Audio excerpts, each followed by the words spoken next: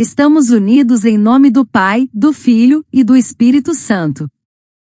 Amém. Segunda-feira, 12 de janeiro de 2026. Primeira semana do tempo comum. Primeira leitura 1 Samuel 1:8. Início do primeiro livro de Samuel. Havia um homem sufita, oriundo de Ramá no monte Efraim, que se chamava Eucana, filho de Jeroão, filho de Eliú, filho de Tou, filho de Suf, efraimita. Eucana tinha duas mulheres, uma chamava-se Ana e a outra Fenena. Fenena tinha filhos, Ana, porém, não tinha. Todos os anos, esse homem subia da sua cidade para adorar e oferecer sacrifícios ao Senhor Todo-Poderoso em Silo. Os dois filhos de Eli, Ofni e Finéias, eram sacerdotes do Senhor naquele santuário. Quando oferecia sacrifício, Eucana dava à sua mulher Fenena e a todos os seus filhos e filhas as porções que lhes cabiam. A Ana, embora amasse, dava apenas uma porção escolhida, pois o Senhor a tinha deixado estéril. Sua rival também a magoava e atormentava, humilhando-a pelo fato de o Senhor a ter tornado estéril. E isso acontecia todos os anos. Sempre que subiam à casa do Senhor, ela a provocava do mesmo modo. E Ana chorava e não comia. Então Eucana, seu marido, lhe disse: Ana, por que estás chorando e não te alimentas? E por que se aflige o teu coração? Acaso não sou eu melhor para ti do que 10 filhos? Palavra do Senhor. Graças a Deus. Salmo 115. Oferto ao Senhor um sacrifício de louvor. Que poderei retribuir ao Senhor Deus por tudo aquilo que Ele fez em meu favor? Elevo o cálice da minha salvação, invocando o nome santo do Senhor. Vou cumprir minhas promessas ao Senhor na presença de seu povo reunido. Por isso oferto um sacrifício de louvor, invocando o nome santo do Senhor. Vou cumprir minhas promessas ao Senhor na presença de seu povo reunido, nos átrios da casa do Senhor em teu meio, ó cidade de Sião. Oferto ao Senhor um sacrifício de louvor. Aclamação ao Evangelho. Aleluia, aleluia, aleluia. Convertei-vos e crede no Evangelho, pois o reino de Deus está chegando. Proclamação do Evangelho de Jesus Cristo, segundo Marcos 1:14-20. Glória a vós, Senhor. Depois que João Batista foi preso, Jesus foi para Galiléia, pregando o Evangelho de Deus e dizendo: O tempo já se completou e o reino de Deus está próximo. Convertei-vos e crede no Evangelho. E passando à beira do mar da Galiléia, Jesus viu Simão e André, seu irmão, que lançavam a rede ao mar, pois eram pescadores. Jesus lhes disse: Segui-me e eu farei de vós pescadores de homens. E eles, deixando imediatamente as redes, seguiram a Jesus. Caminhando mais um pouco, viu também Tiago e João, filhos de Zebedeu. Estavam na barca consertando as redes, e logo os chamou. Eles deixaram seu pai Zebedeu na barca com os empregados e partiram, seguindo Jesus. Palavra da salvação. Glória a vós, Senhor. Reflexão. O cenário da primeira leitura nos leva a Ramá, no Monte Efraim, em um contexto histórico marcado pela transição entre o período dos juízes e o início da monarquia em Israel. O período dos juízes em Israel foi uma fase de organização tribal sem uma autoridade central, marcada por instabilidade política, ameaças externas e crises internas de fé. Cada tribo vivia de forma relativamente autônoma, e os juízes surgiam como líderes carismáticos temporários para libertar o povo de opressões.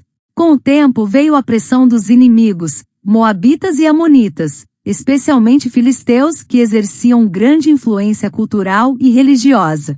Essas culturas praticavam idolatria, cultos à fertilidade e ritos pagãos, seduzindo Israel com promessas de prosperidade e segurança. A convivência e o contato comercial levaram muitos israelitas a adotar costumes estrangeiros, gerando sincretismo e crises de fidelidade à aliança com Deus, o que explica as constantes advertências dos juízes e profetas contra a idolatria e a corrupção moral. Isso tudo e o desejo de estabilidade levaram Israel a pedir um rei, iniciando a transição para a monarquia com Saul. Esse momento histórico reflete uma mudança profunda, de uma sociedade baseada na liderança ocasional e na confiança direta em Deus para uma estrutura política centralizada, revelando tensões entre a vontade divina e as expectativas humanas. Nessa cultura tribal fragmentada, sem uma estrutura política centralizada, cada tribo tinha sua própria organização e costumes, mas todas compartilhavam a fé no Deus único, revelado na Aliança do Sinai. A religião estava profundamente ligada à vida cotidiana. Sacrifícios, festas e ritos eram realizados para manter a comunhão com Deus e garantir proteção contra inimigos. Contudo, influenciados praticavam idolatria e cultos pagãos, o que frequentemente levava Israel à infidelidade e à mistura religiosa. Esse contexto gerava crises espirituais e sociais, pois o povo oscilava entre a fidelidade à lei e a atração por práticas estrangeiras. Os juízes surgiam como líderes carismáticos levantados por Deus em momentos de opressão. Eles não eram reis nem governantes permanentes, mas homens e mulheres escolhidos para libertar Israel dos inimigos e restaurar a justiça. Seu papel era militar, jurídico e espiritual. Conduziam o povo à vitória, julgavam conflitos internos e chamavam à conversão. Exemplos como Débora, Gideão e Sansão mostram que sua autoridade vinha da ação divina, não de uma estrutura política. Nesta sociedade patriarcal com forte valorização da descendência e da posse da terra, a esterilidade era considerada uma grande desgraça, pois a descendência estava diretamente ligada à bênção de Deus, à continuidade do nome da família e à preservação da herança tribal. A mulher estéril era vista como alguém privada de honra e muitas vezes alvo de humilhação, como aconteceu com Ana diante de Fenena.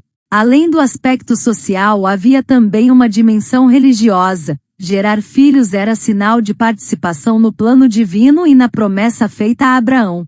Por isso, a esterilidade era interpretada como um obstáculo à realização da bênção, causando profunda dor e sentimento de exclusão, o que torna ainda mais significativa a fé perseverante de Ana, que recorre a Deus como única fonte de esperança e vida.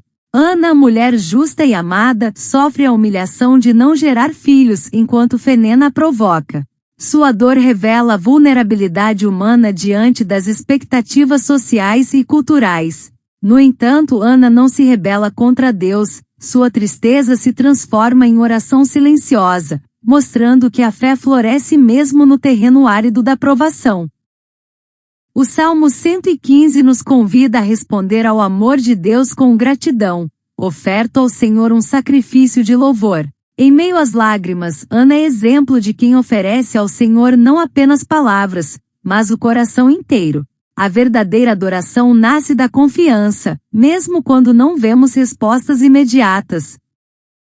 No Evangelho, Jesus inicia sua missão após a prisão de João Batista.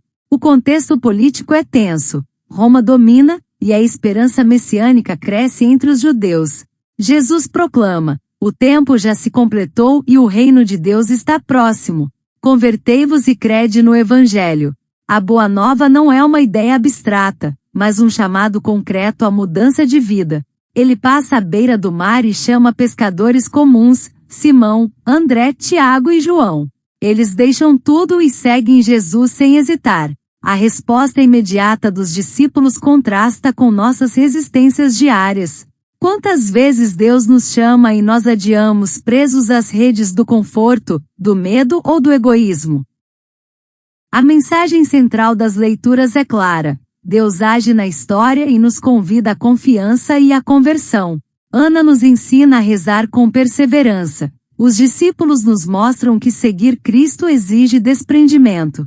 Hoje o Senhor também nos chama, talvez não para deixar uma barca, mas para abandonar atitudes que nos afastam do reino, rancor, indiferença, falta de fé. Como podemos responder? Talvez seja perdoando alguém, dedicando tempo à oração, ou servindo a quem precisa.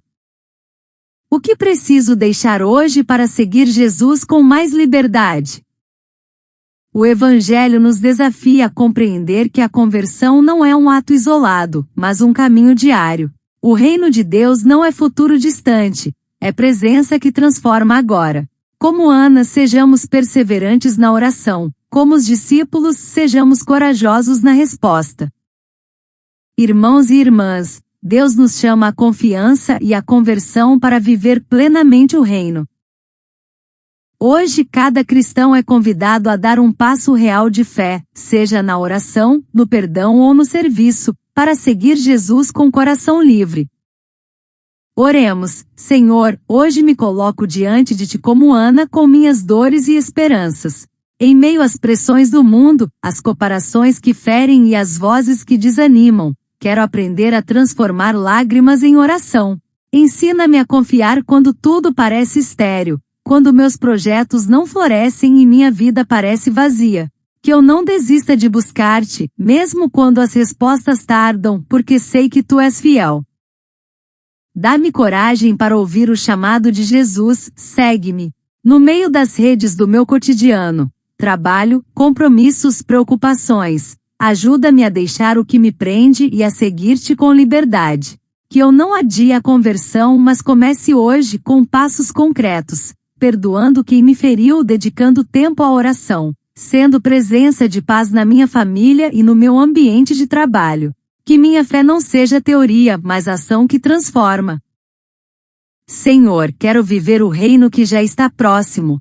Que minha vida seja um sacrifício de louvor, como salmista, cumprindo minhas promessas diante do Teu povo. Dá-me um coração simples, capaz de amar sem medidas, servir sem esperar retorno e anunciar o Evangelho com gestos concretos, um sorriso, uma palavra de esperança, um ato de solidariedade. Hoje escolho seguir-Te, porque sei que só em Ti encontro vida plena.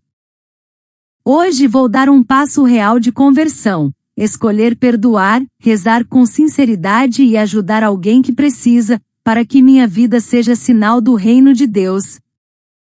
Ave Maria, cheia de graça, o Senhor é convosco, bendita sois vós entre as mulheres, bendito é o fruto do vosso ventre, Jesus.